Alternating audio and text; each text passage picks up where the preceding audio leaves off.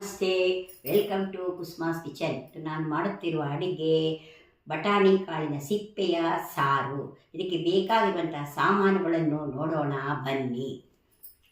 1 cup ಬಟಾಣಿ ಸಿಪ್ಪೆ, 1 tomato, 1 ಚಮಚ ಧನಿಯಾ, 1 ಚಮಚ ಜೀರಿಗೆ, 1 ಚಮಚ ಸಾಸಿವೆ, 1 ಚಮಚ ಅರಿಶಿಣ, 1 ಚಮಚ ಕೆಂಪು ಮೆಣಸಿನ ಪುಡಿ, 1 ಚಮಚ ಉಪ್ಪು, ಸ್ವಲ್ಪ ಹುಣಸೆಹಣ್ಣು, ಒಗ್ಗರಣೆಗೆ ಎಣ್ಣೆ, ಬೇಯಿಸಲು ನೀರು, ಇಂಗು, ಮೆಣಸಿನ ಪುಡಿ.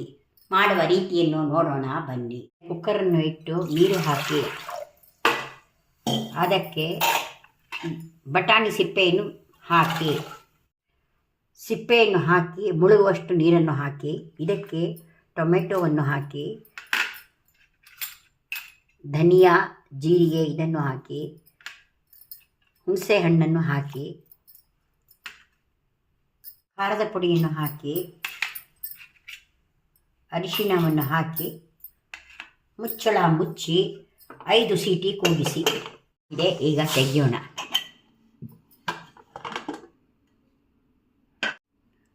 ಸಿಪ್ಪೆಯು ಬೆಂದಿದೆ. ಈಗ ಇದನ್ನು ಮಿಕ್ಸಿಗೆ ಹಾಕಿ ರುಬ್ಬೋಣ.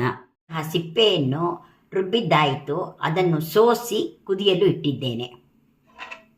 ಇದೆ. ಈಗ ಉಪ್ಪನ್ನು ಹಾಕೋಣ, ಮೆಣಸು ಪುಡಿಯನ್ನು ಹಾಕೋಣ. ಕಾದಿದೆ, ಒಗ್ಗರಣೆ ಕೊಡೋಣ. ಸಿಡಿದಿದೆ, ಇಂಗನ್ನು ಹಾಕೋಣ. ಇದನ್ನು ಸಾರಿಗೆ ಬಗ್ಗಿಸೋಣ.